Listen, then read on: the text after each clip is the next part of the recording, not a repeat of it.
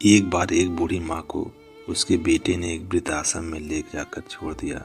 इस माँ का वही इकलौता बेटा था जिसके लिए इस माँ ने जीवन भर संघर्ष किया। इस बेटे के लिए वो सब कुछ किया जो एक माँ को करना चाहिए या माँ कर सकती है, और आज भी अपने बेटे को किसी भी तरह परेशान ना हो इसीलिए आश्रम में रहने के लिए भी तैयार हो गई। वृद्ध आश्रम में रह रही माँ अपने बेटे को याद करती, मगर बेटा केवल साल में एक बार उससे मिलने जाता था या फिर फोन पर बात कर लेता था। कई साल बीत गए। वृद्ध आश्रम से बेटे को एक दिन फोन आया। उन्होंने कहा, बेटा जल्दी से आश्रम आके अपनी माँ से मिल लो, वो बहुत सीरियस है। बेटा जब अपनी बीमार माँ के पास पहुंचा तब वह अपनी आखिरी सांसें गिन रही थी।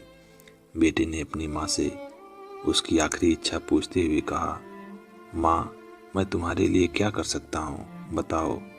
माँ ने कहा, बेटा इस आश्रम में गर्मी और मच्छर बहुत ज़्यादा हैं, यहाँ पर कुछ पंखे लगवा देना।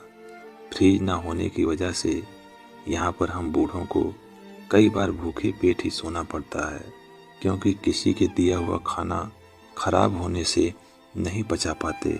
तो इस आश्रम के लिए एक दो फ्रिज भी खरीद देना।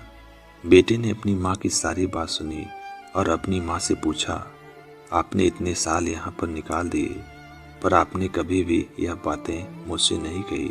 अब जब आपके पास टाइम नहीं बचा है तब आप यह बात कह रही हैं, ऐसा क्यों?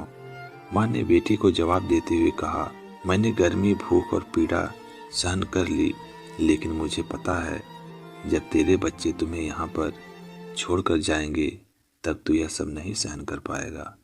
बेटा इसलिए तेरी सुविधा के लिए मैं तुम्हें यह सब लगाने के लिए कह रही हूँ।